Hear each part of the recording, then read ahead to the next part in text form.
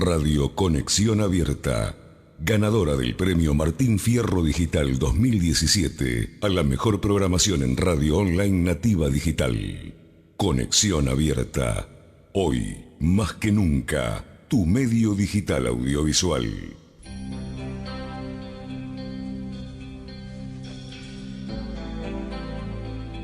Gente Carina, un magazine radial pensado para vos y el cuidado de tu salud. Estilos de vida, arte, historias que inspiran. Con la conducción de la doctora Karina Pese. No somos ángeles, no nos caímos del cielo. La gente que busca el amor verdadero. Gente que quiere un mundo sincero. La gente corriente de cualquier ciudad.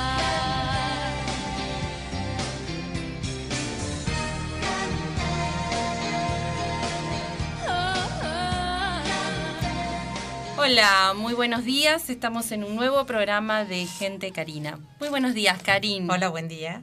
Quiero contarle a nuestra audiencia que hoy tenemos una invitada súper especial que hemos anunciado en todas las redes sociales, que es la doctora Karin Kopytowski. Ella es médica de familia, es la jefa de medicina familiar y comunitaria del Hospital Italiano, es doctora en medicina y tiene un currículum realmente impresionante y ha sido seleccionada como oradora para una charla TED en la Universidad de La Matanza que va a estar el 1 de junio, ¿no, Karin? Así es.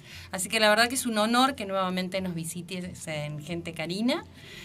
Muchas gracias por estar acá. Muchas gracias por la invitación. Es un gusto. Gracias. Y bueno, les digo que estamos en vivo, no solamente por Conexión Abierta, sino también por nuestras redes, que son Facebook, doctora Karina Pese. Así que si estás en vivo, estamos en vivo y querés hacernos alguna pregunta, te estamos leyendo. Así que esperemos recibir muchas preguntas, Karin. Ojalá. ¿Sí? Bueno, vamos a comenzar y a entrar. ¿Qué es ser médico de familia, el médico de cabecera?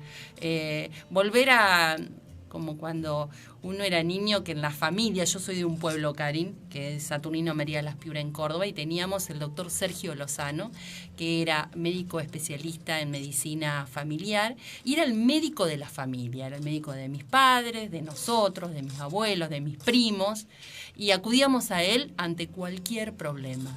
Y bueno, justamente ser médico, médica de familia es eso. Nosotros decimos que somos especialistas en personas, porque nuestro conocimiento, nuestra expertise, si se quiere, no tiene que ver ni con un órgano, ni con un sistema, ni con un aparato, ni con determinado sexo, sino que somos médicos que nos entrenamos en poder resolver el 80% de las cosas que le pasa a la gente a lo largo de la vida.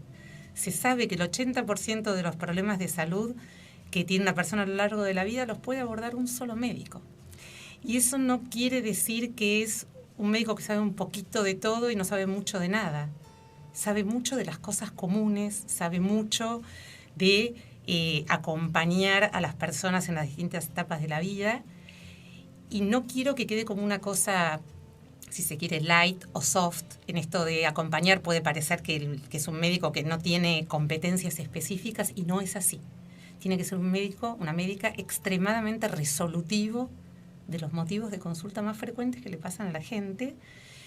Y una cosa que nos distingue es nuestra gran sensibilidad al contexto personal, familiar, de la comunidad, de las personas que nos consultan. Son un poco como el psicólogo también, que más allá de todas las competencias médicas que tienen que saber acompañar en esto de las emociones, de todo aquello que le va pasando a quien está sufriendo, o no, o el que está sano pero que tiene algún problema. ¿No te pasa, Karin, que a veces tus pacientes van y no específicamente por un tema de salud a verte? Sí, eso es muy común. La gente dice, te veo y me siento mejor.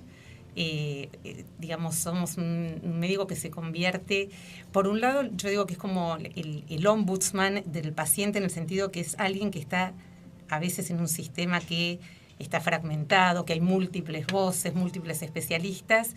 Los pacientes sienten que estamos del lado de ellos, no porque el resto de los médicos no esté del lado de ellos, pero sí que los entendemos en su totalidad.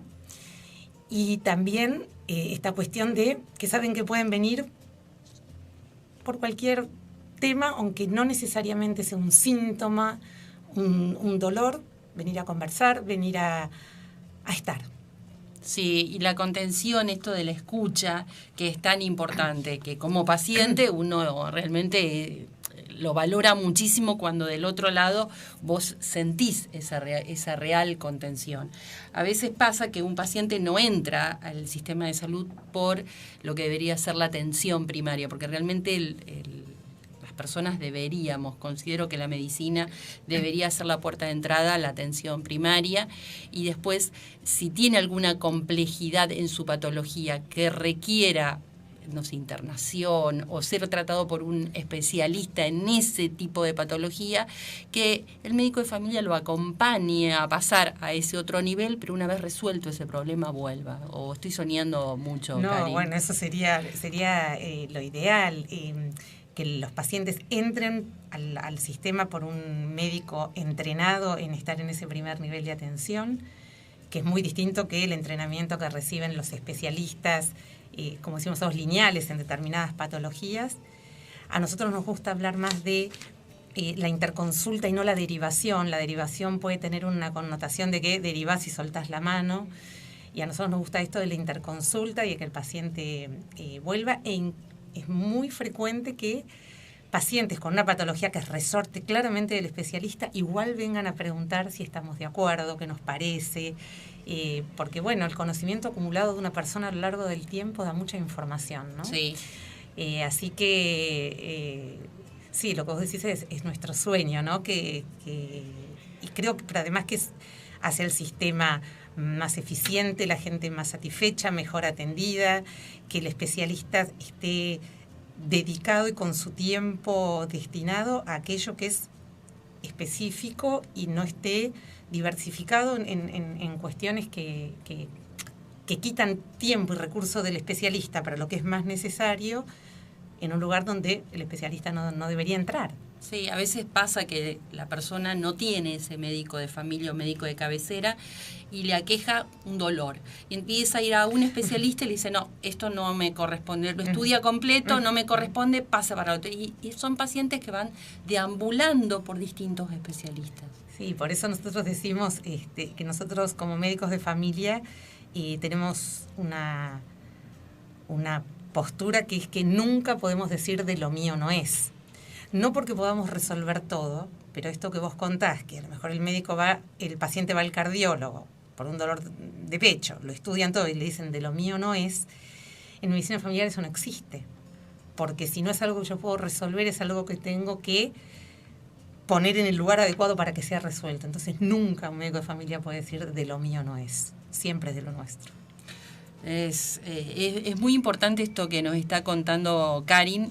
Le queremos contar un poco también a nuestra audiencia que en el mundo aquellos sistemas sanitarios que han tenido éxitos, como por ejemplo, no sé, el sistema catalán en España, el Reino Unido, tienen un sistema de salud que está basado en que el individuo, cuando tiene un problema de salud, la puerta de entrada tiene que ser el médico de familia, y ahí va subiendo por niveles, pero es importante que esto que vos recalcaste al principio, en donde uno habla de primer nivel, no quiere decir que no es un nivel donde no se pueda resolver la complejidad que pueda tener el individuo o la patología que tiene el individuo. ¿Sí? Sí, y yo celebro que pongas la palabra complejidad, porque habitualmente la palabra complejidad está asociada a la tecnología de los aparatos, de los medicamentos costosos. Y la verdad que ese primer nivel de atención, que muchas veces esta cuestión de decir atención primaria se le equipara a atención primitiva, y yo digo que es primaria porque es primordial, porque es principal, tiene extrema complejidad. Se sabe que la cantidad de lo que llaman inputs, de datos que el médico de familia recibe en la consulta y que tiene que lidiar simultáneamente son muchísimos y en muchos niveles. De manera que es muy complejo todo el manejo del motivo de consulta, del entorno, de lo que es importante para el paciente. Es un nivel que tiene extrema complejidad humana. Entonces, a veces esa complejidad humana no se la percibe como tal, no es bien remunerada, ¿no? Porque en general el sistema se deslumbra por los aparatos, la tecnología, esto que decimos, y los pacientes valoran muchísimo esa complejidad humana que no siempre está bien remunerada, ¿no? Es cierto, y nos falta tanto como país en temas de salud, le debemos tanto, porque es un sistema de salud que tiene la Argentina que es muy fragmentado. Tenemos 3 sistemas, el privado, el de la seguridad social, las obras sociales, y el que la gente pueda acceder al sistema público de salud. Y todavía no hemos logrado esto que yo... La verdad que me maravillo del hospital italiano, lo de la historia clínica única, electrónica, en donde un paciente que ingresa a ese sistema de salud tiene un registro en donde después puede ir a otro profesional y está todo registrado, queda registrado la patología, la medicación que toma. Sería tan bueno que en la Argentina existiera esa historia clínica única en todo, a nivel de todo el país. Sí, sé que se han hecho avances en esto que se llama la interconectividad, pero no solamente el sistema está fragmentado por los actores, como vos bien decías, los financiadores, el privado, el público, la seguridad social, sino que la salud es federal en la Argentina. Entonces cada provincia a su vez puede adoptar distintas maneras de organizarse, de, en fin, esto de historias clínicas distintas, o sea que, bueno, eso lo complejiza bastante, ¿no? Sí, porque a veces esta misma complejidad hace que a lo mejor un paciente que viva en La Puna, que se ha hecho ciertos estudios, cuando por esta falta de conectividad va a lo mejor a Capital Federal o a otra provincia, le vuelven a repetir estudios que ya el paciente tenía realizado y que son innecesarios, y se agotan recursos en personas que por ahí no las están necesitando. Un poco esto que en el año 71, ¿no? Tudor Hart ya hablaba de la inequidad que tiene a veces el sistema, en donde a veces personas, la ley de los cuidados inversos, personas que tienen mucho y que a veces no necesitan tanto porque ya están controladas, tienen todos los estudios, se les da como una sobreoferta de posibilidades a la salud, y aquellos que más lo necesitan o que requerirían tener esta salud no la tienen, ¿no? Sí, eso es así, y además porque sabemos que además de esta inequidad en la provisión de servicios de salud, también sabemos que las personas más desfavorecidas desde el punto de vista socioeconómico, de alguna manera, dicho con todas las palabras, la pobreza es el principal motor para enfermar y morir prematuramente. Es decir, que desde esa perspectiva la pobreza es un problema de salud pública, mirado de manera amplia. Las clases más desfavorecidas, además de tener peor acceso, se enferman, no solo por tener poco acceso, sino por la cuestión estructural inherente a la pobreza, enferman antes, más y se mueren antes, ¿no? Entonces es la paradoja total, es quienes más servicios necesitarían, pero probablemente solo con servicios de salud no se resolvería todo ese exceso de mortalidad, ¿no? El exceso de mortalidad tendría que ser salir de la pobreza, y a lo mejor nos vamos un poco de tema, pero a mí me gusta decir que la pobreza es un factor de riesgo para enfermar y morir, y me gustaría decir que es un factor de riesgo modificable. Tenemos que creer que es un factor de riesgo modificable, porque si no, estamos perdidos, ¿no? Sí. Y hay tanto para hacer, y por eso se requieren de personas como vos, Karin, que están tan bien formadas, y que yo sé de tu capacidad también para transmitir esto también, y que vos a lo largo y a lo ancho del país vas a distintas provincias llevando esta educación también para el resto de los médicos generalistas, como para que, bueno, sabemos que no tienen a veces los sueldos adecuados, ¿sí? Pero que tengan la herramienta de por lo menos el granito de arena que yo siempre digo que nosotros como individuos podemos ir aportando al sistema.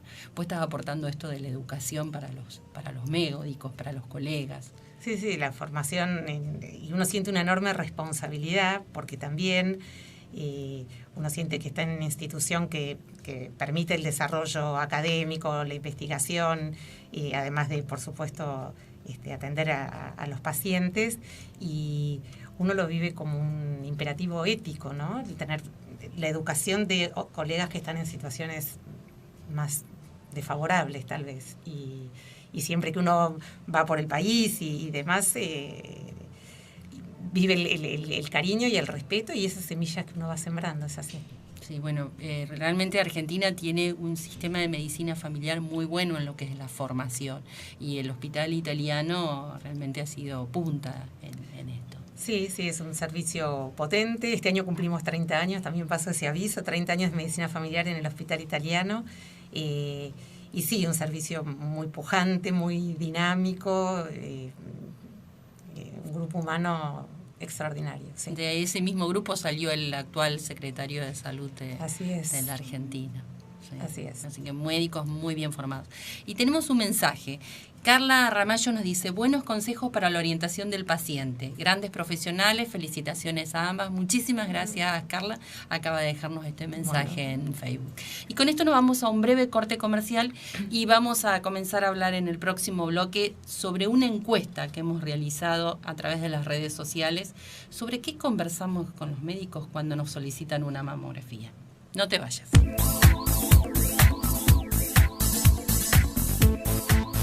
Dr. Williams Bucret, especialista en cirugía plástica, estética y reparadora. Creador de lipoescultura láser tridimensional y lifting facial mini invasivo láser. Miembro internacional de la Sociedad Americana de Cirugía Plástica, Sociedad Internacional, IPRAS. Sociedad Internacional IPRAS Iberoamericana. Sociedad Internacional Iberoamericana y Argentina, SACPER. Consultorio, Avenida Alicia Moró de Justo, 1848, segundo piso 6, Puerto Madero. Turnos al 011-4314-1710. Horarios, lunes a viernes de 13 a 21. Sitios, web, drbucret.com.ar, lipolaser3d.com.ar, milfacelift.com.ar.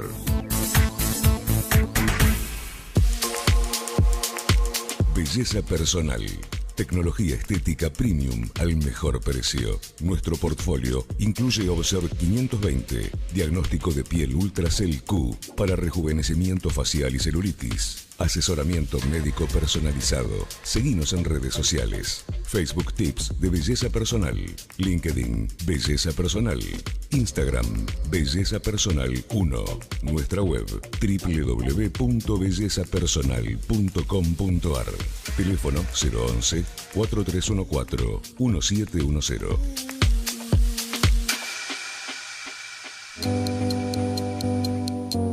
Farmacia Pelle, comprometidos con el cuidado de la salud de nuestros pacientes. Mediante un moderno sistema de trazabilidad aprobado por la ANMAT, seguimos los procesos de cada medicamento, desde los laboratorios hasta que llegan a manos del paciente. Seguridad farmacológica, transparencia, seriedad, calidez en la atención son nuestros valores. Atendemos obras sociales, prepagas, particulares, envíos a domicilio, horarios de atención, lunes a viernes de 8 a 12 y de 16 a 20, sábados de 8:30 a 12:30, ubicada en Catamarca 99, esquina Pellegrini, Concordia, Entre Ríos. Teléfono 0345-421-2605.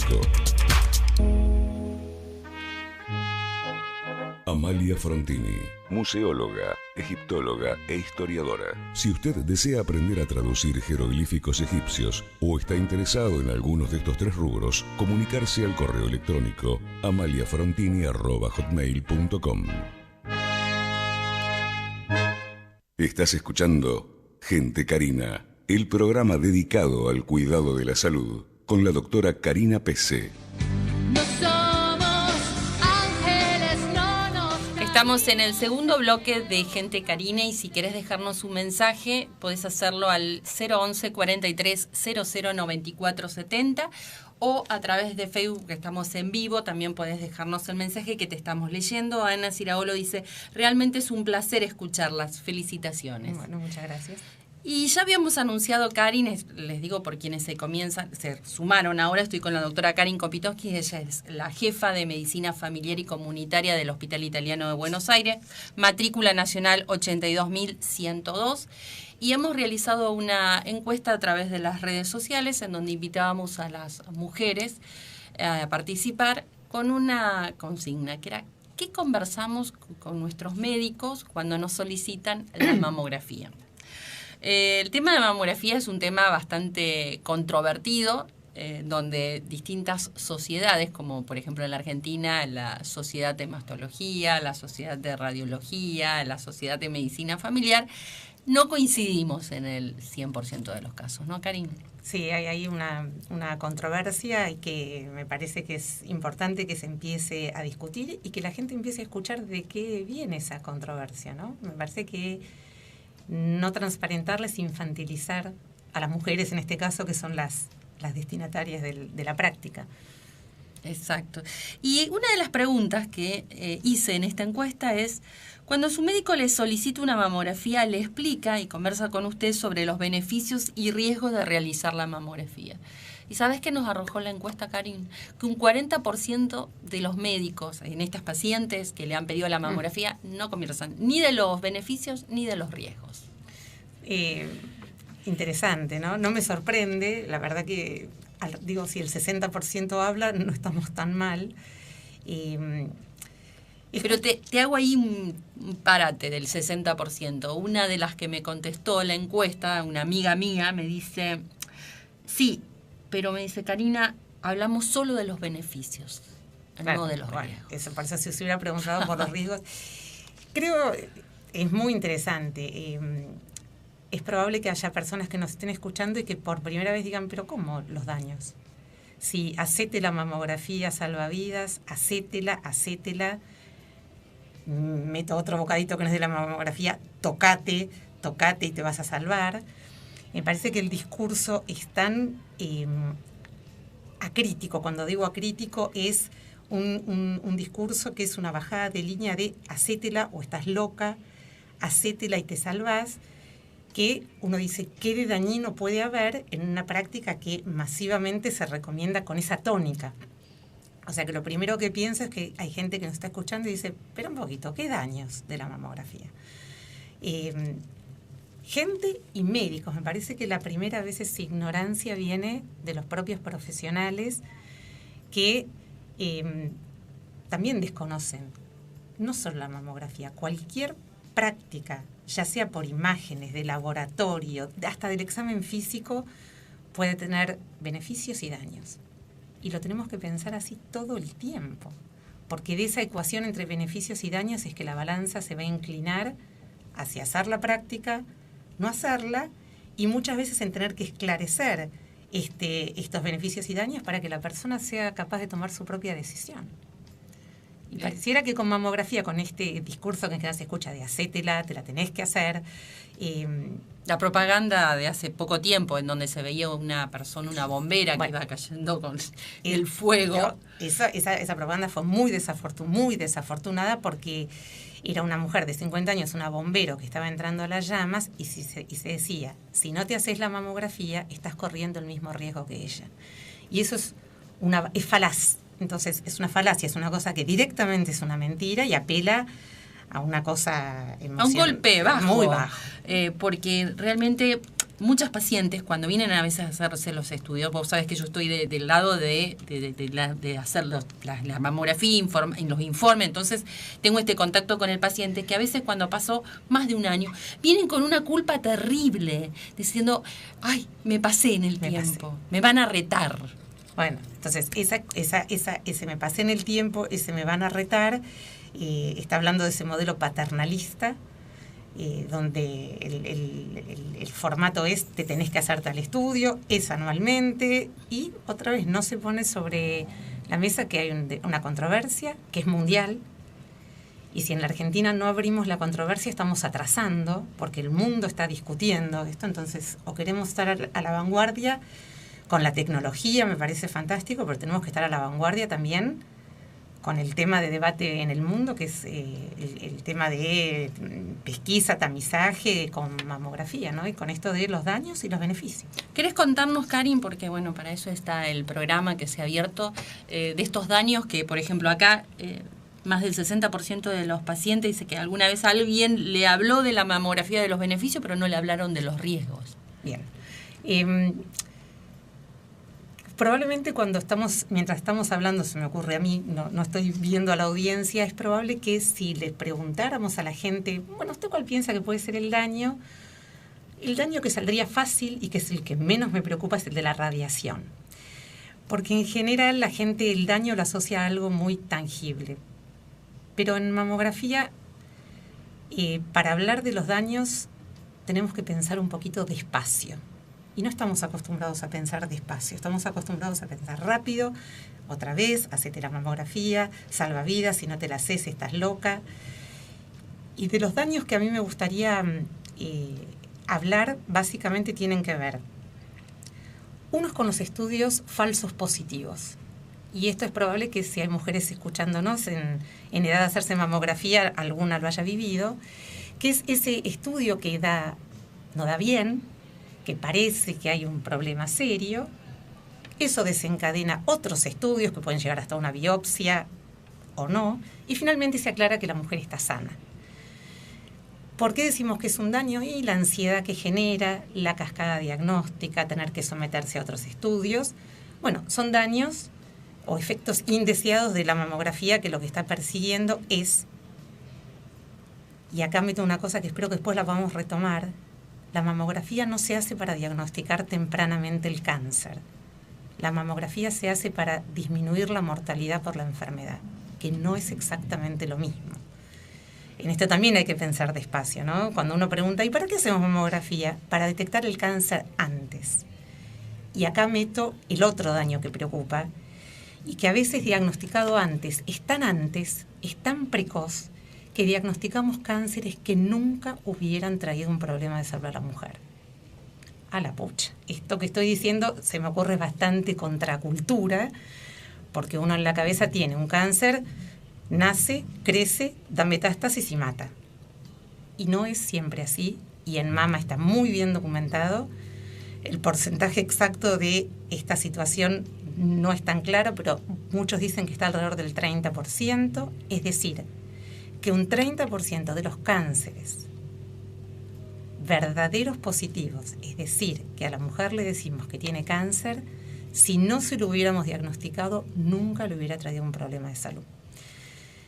Ahora bien, ¿por qué yo creo que hay poca alerta de este fenómeno que acabo de mencionar y que se llama sobrediagnóstico? Porque así como decíamos que en el falso positivo la mujer que lo sufre sabe que es ella, porque le dijeron que la mamografía era anormal, que se tiene que hacer una eco, una magnificación, una punción. En el sobrediagnóstico, las damnificadas, si se quiere, no tienen nombre y apellido. No sabemos qué paciente es sobrediagnosticada y qué paciente no. Tienen el diagnóstico de cáncer. El diagnóstico lo tenés. Entonces, esas mujeres se tornan después en sobrevivientes del cáncer de mama. Pacientes crónicas. Pacientes crónicas con antecedentes de cáncer y que se viven a sí mismas, como es natural, que la mamografía las salvó. Y lo que estamos empezando a introducir es que a lo mejor la mamografía, entre comillas, les arruinó la vida, porque les trajo un diagnóstico de cáncer que nunca les hubiera traído un problema. Mientras no sepamos qué cánceres son sobrediagnosticados y cuáles no, la mejor manera de minimizar la posibilidad del sobrediagnóstico es hacer la mamografía en la población que más riesgo tiene de enfermar gravemente o morir de cáncer de mama y discontinuarla en aquellas poblaciones jóvenes o muy ancianas o de bajo riesgo, que no es que no haya posibilidad de sobrediagnóstico, la hay siempre, pero la disminución en la mortalidad por cáncer de mama superaría o compensaría esos potenciales daños. Muy claro como los has ido explicando, Karin. Y es un concepto que por ahí nunca se habla claramente sobre el sobrediagnóstico. Porque, claro, la persona que tiene el diagnóstico del cáncer dice, ahora tengo que hacer el tratamiento, obviamente, tengo que, no sé, la cirugía, la radioterapia.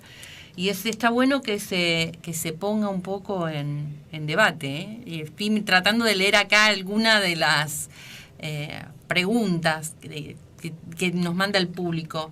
Y dice: yo me la hago todos los años porque tengo antecedentes de cáncer de mama y útero, con la experiencia de mi hermana con 27 años, pero sí hay gente que no lo tiene y lamentablemente muere, como dicen ustedes. Y acá quiero poner un tema que es el tema del screening poblacional o tamizaje que hablamos. Se ha seleccionado siempre a partir de la edad, que es lo que veníamos un poco charlando en el auto viniendo para la radio. Y no sé si es la mejor forma de seleccionar a la población, Karin.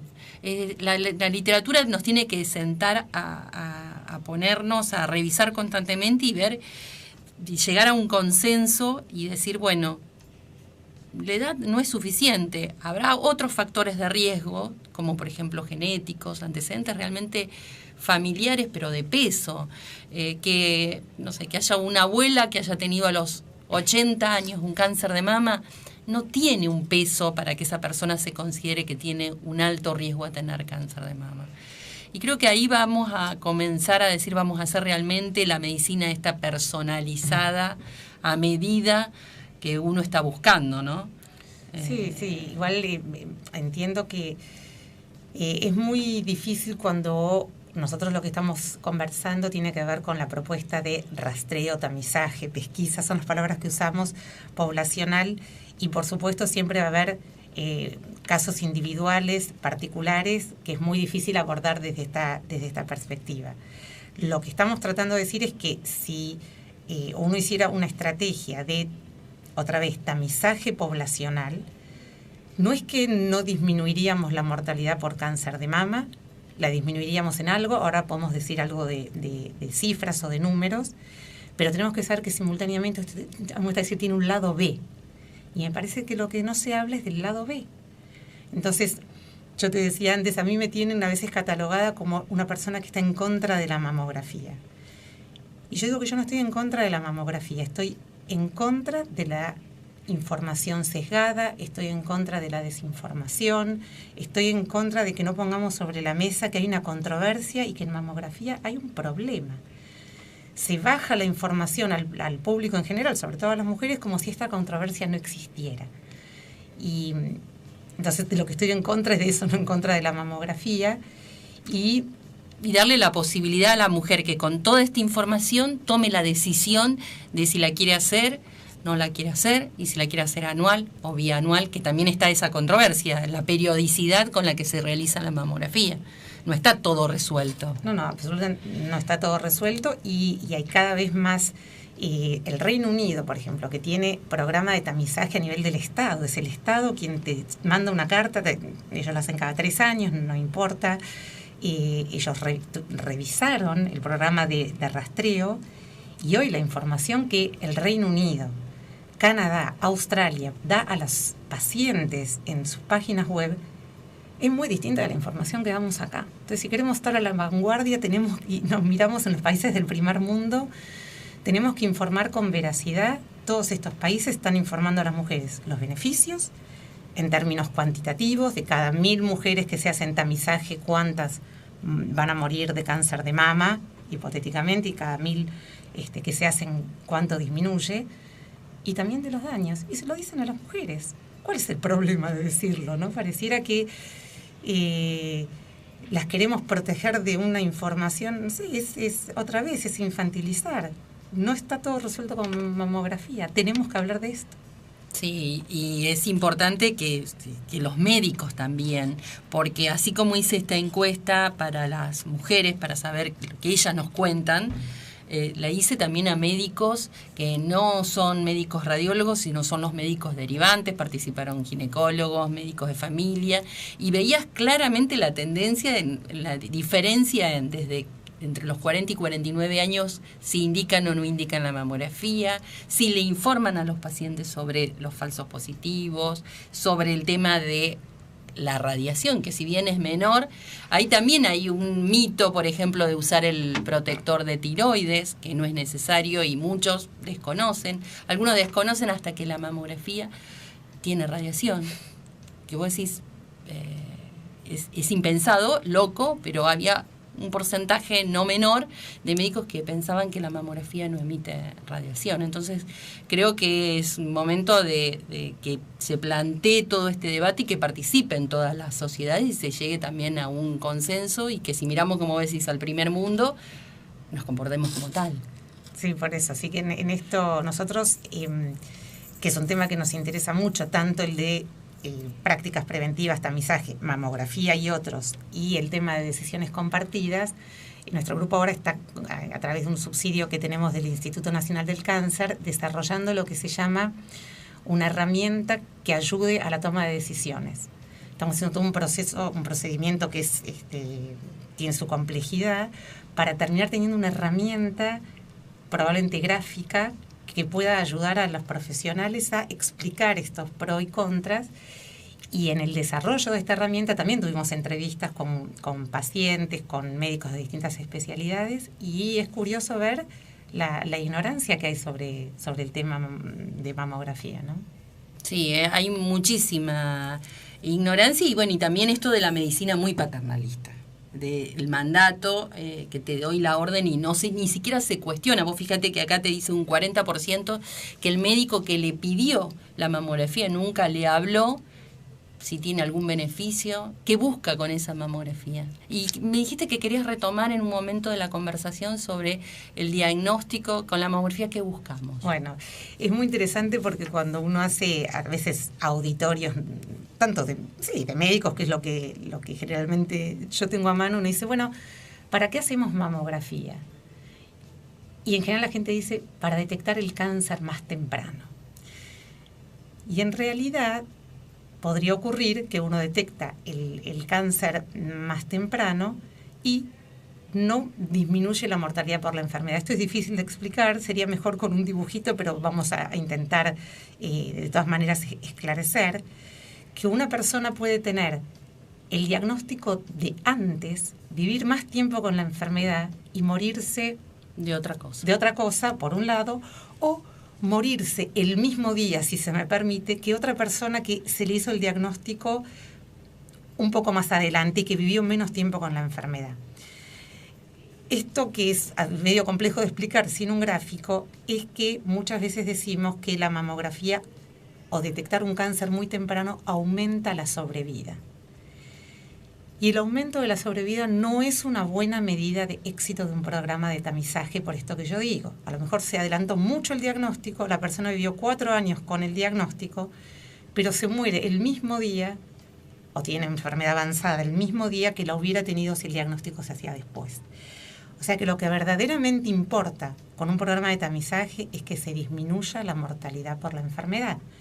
Es que sí, se mueren a los 50 años, en la siguiente década, 5 de cada 1000 mujeres van a morir de cáncer de mama. Si les hacemos tamizaje, en vez de 5 tienen que ser menos.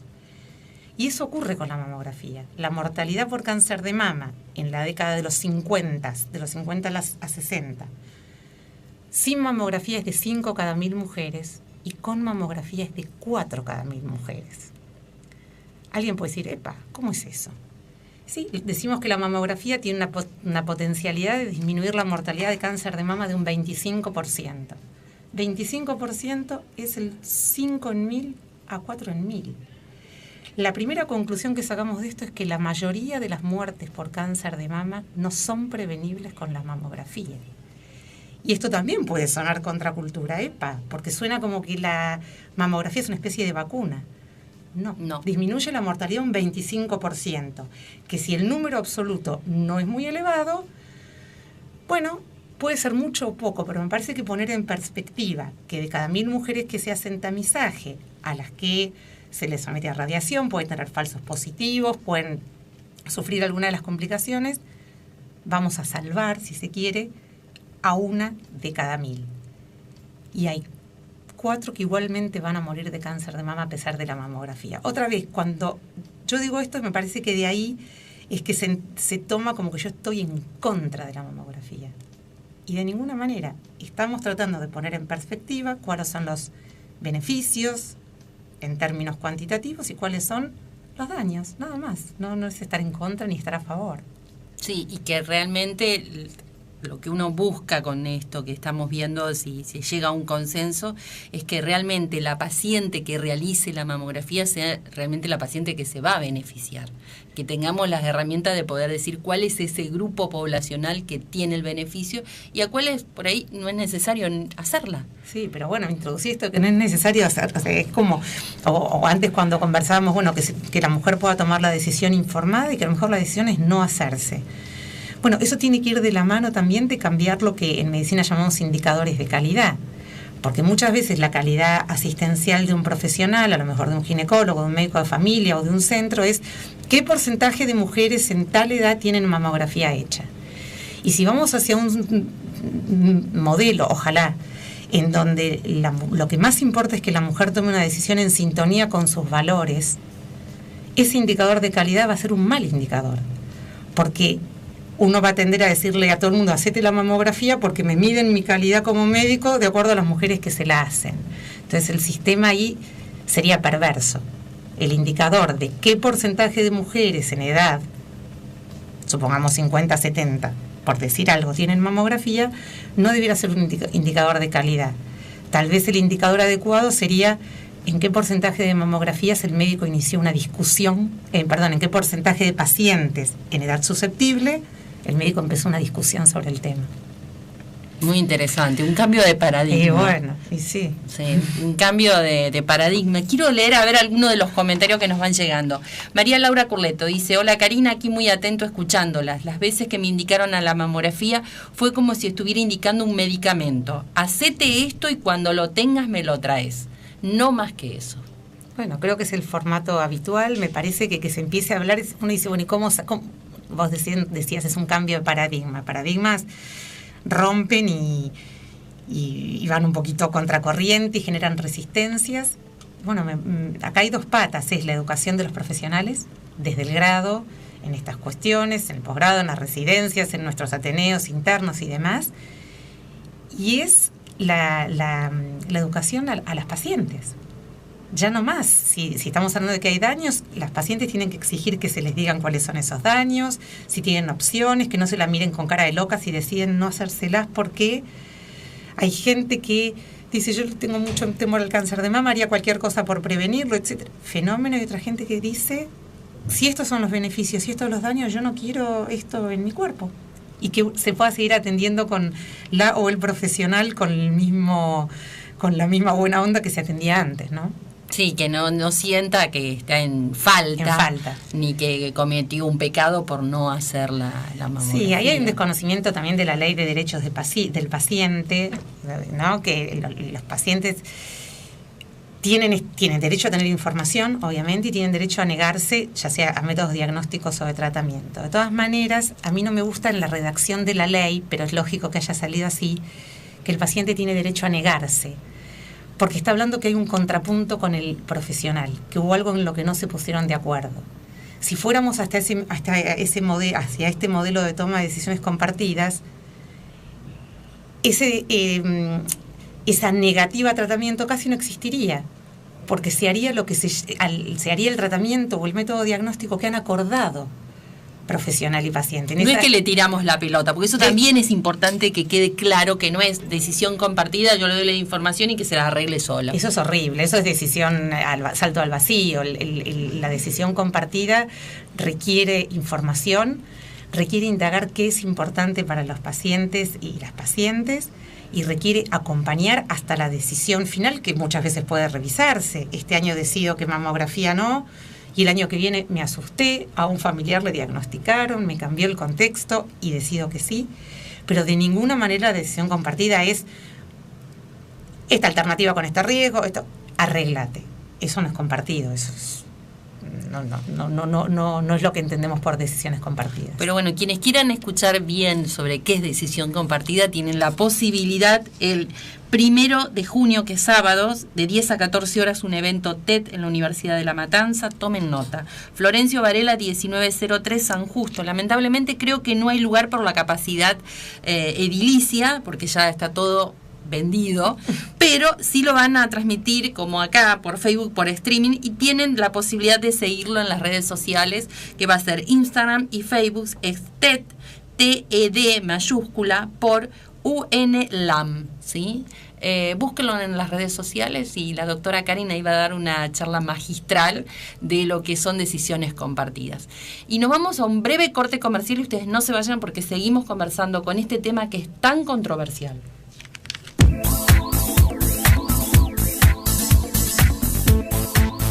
Dr. Williams Bucret, especialista en cirugía plástica, estética y reparadora. Creador de lipoescultura láser tridimensional y lifting facial mini invasivo láser. Miembro internacional de la Sociedad Americana de Cirugía Plástica, Sociedad Internacional IPRAS, Sociedad Internacional IPRAS Iberoamericana, Sociedad Internacional Iberoamericana y Argentina, SACPER.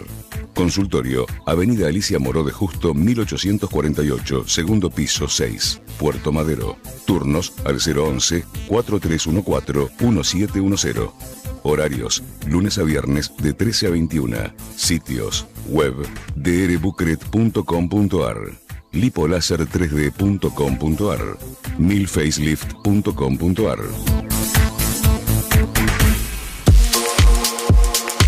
Belleza personal. Tecnología estética premium al mejor precio. Nuestro portfolio incluye Observe 520, diagnóstico de piel Ultracell Q para rejuvenecimiento facial y celulitis. Asesoramiento médico personalizado. Seguinos en redes sociales. Facebook Tips de Belleza Personal. LinkedIn Belleza Personal. Instagram Belleza Personal 1. Nuestra web www.bellezapersonal.com.ar. Teléfono 011-4314-1710.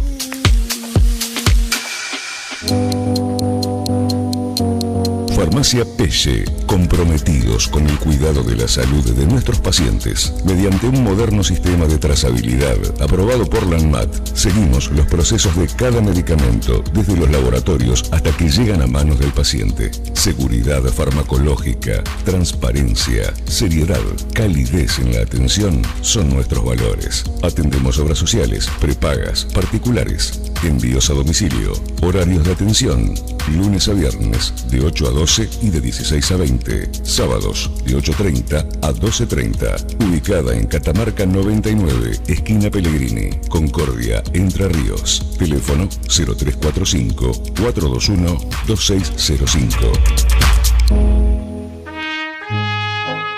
Amalia Frontini, museóloga, egiptóloga e historiadora. Si usted desea aprender a traducir jeroglíficos egipcios o está interesado en algunos de estos tres rubros, comunicarse al correo electrónico amaliafrontini@hotmail.com.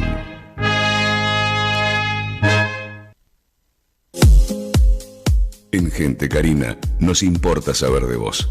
Para contarnos tu historia de vida o contactarte con el programa, búscanos en Facebook o Twitter.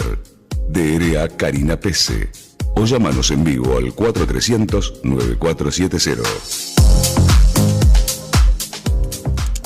Estamos al aire con el último bloque de Gente Karina y bueno, y siguen entrando los mensajes y como prometido, lo prometido es deuda, una de las preguntas que hice en la encuesta Karin era si era necesario utilizar el protector plomado.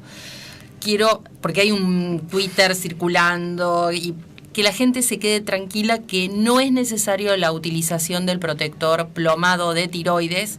¿Por qué? Porque el mamógrafo lo toma como un cuerpo extraño y puede dar más dosis de radiación que lo necesario y a su vez puede obstaculizar cuando una paciente se posiciona para la mamografía, la parte posterior queda tapada por el protector del cuello tiroideo. Así que no es necesario, ¿sí? Porque muchos en las respuestas decían que cuando le preguntaban al médico, el médico tomaba dos posturas. La mayoría decía, hacétela con el protector o de que lo decida el técnico o la técnica. No es necesario, señora, así que tenga esa tranquilidad de que no es necesario. Bueno, aclarar. Uno de los cuantos mitos que existen, ¿no, Sí, Karin, con sí. respecto de lo que se habla y lo que no se habla de la mamografía. Bueno, Karin, se nos está terminando el programa. Se fue volando, nos quedan 3 minutos de programa y quisiera que, bueno, podamos hacer como una breve síntesis de todo esto que conversamos, que hablaste tan clarito con respecto a la posibilidad de que las personas puedan conversar con los médicos y cómo plantearlo esto, cómo llegar a ese momento y decir que la persona pueda conversarlo con el médico. Sí, como decíamos antes, creo que es a varios niveles, es un cambio cultural fuerte. No sé cuántos médicos están preparados para que la paciente entre y diga, doctor, escuché que hay beneficios, daños, podemos conversar de eso, así que si eso va a ocurrir tenemos que estar preparados, entrenados y convencidos de que es un imperativo ético el de hablar de los beneficios y de los daños.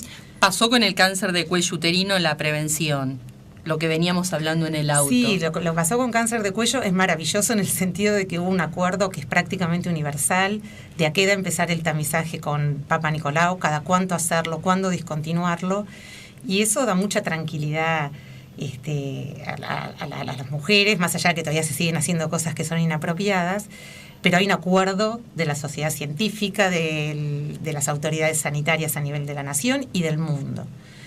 Probablemente el paradigma de la prevención de cáncer de cuello es un poco distinto porque la introducción del tamizaje hizo una reducción dramática de la mortalidad por cáncer de cuello, cosa que no pasó en mama.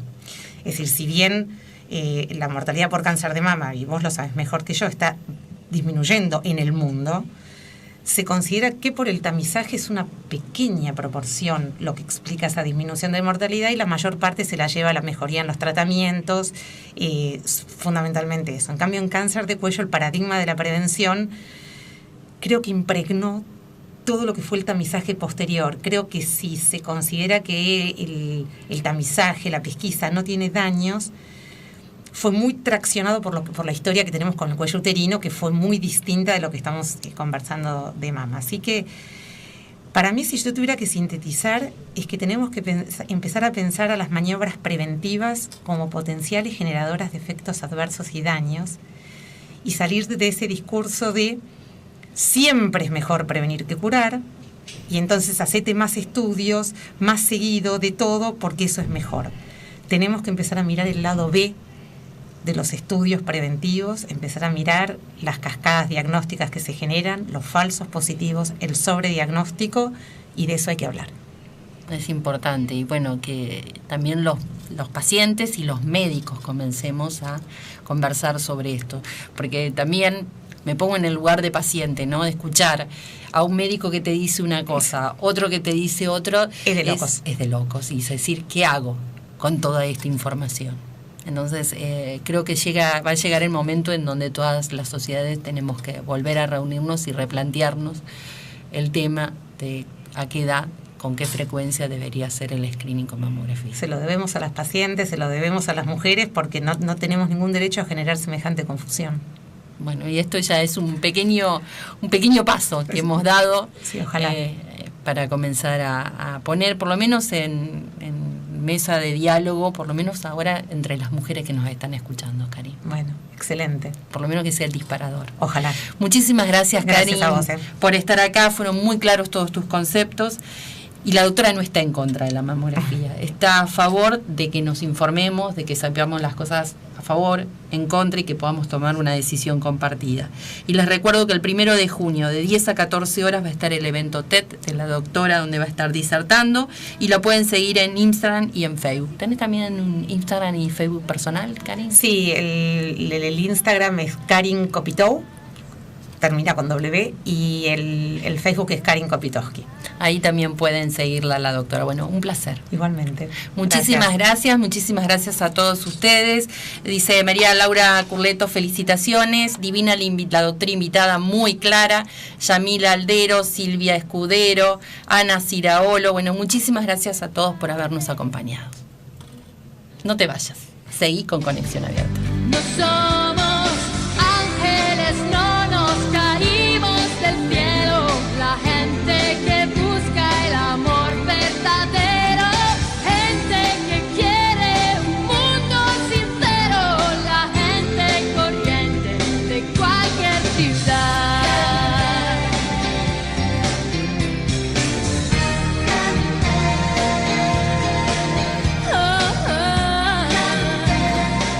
gente, Karina.